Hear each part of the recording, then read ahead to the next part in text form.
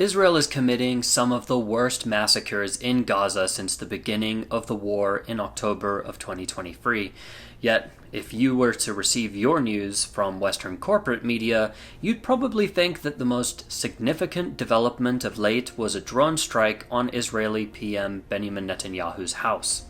Just over 2 weeks ago, Israel decided to reinvade northern Gaza and call upon the civilian population to flee south. However, like what happened last October when people tried to flee, they were shot from quadcopter drones and hit with airstrikes. There are currently over 300,000 Palestinian civilians living in the north of Gaza who are being besieged once again. Specifically in the area known as Jabalia refugee camp, residents were forced into crowded shelters and residential buildings surrounded by Israeli tanks from all directions and then bombed at will. Israeli forces are targeting civilians who exit their buildings, simply searching for food and clean water, but in the case of drinking water, they have had little luck after Israel has bombed almost every well in northern Gaza. But the situation gets even worse. There have been leaks in the Israeli media since early September that the Israeli PM Netanyahu was in secret meetings to discuss imposing the general's plan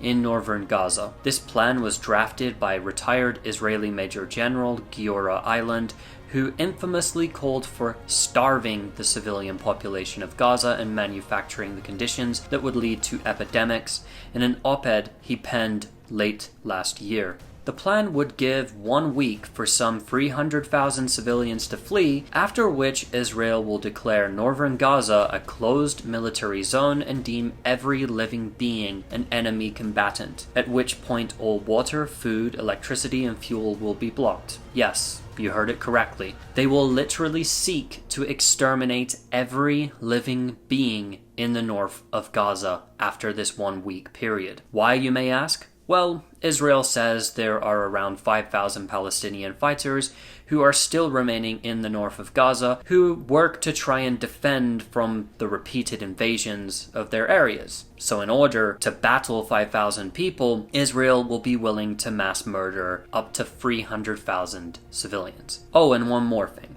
These fighters have access to a complex tunnel network, so they could simply just move to other locations in theory. While the Israeli military has denied that it has taken the decision to implement the general's plan yet, they continue to slaughter innocent people regardless. The mass murder that is being carried out in the northern Gaza Strip is difficult to even quantify, as there is no way for the deaths to be properly registered in many cases. For days, even weeks, the bodies of hundreds of people are left scattered across the streets. In fact, in a single day, journalists working in northern Gaza recorded that around 500 bodies were estimated to have been found in Jabalia refugee camp alone. On top of this, there is evidence that the Israeli government seeks to annex the north of the Gaza Strip so that they can begin to build illegal settlements there.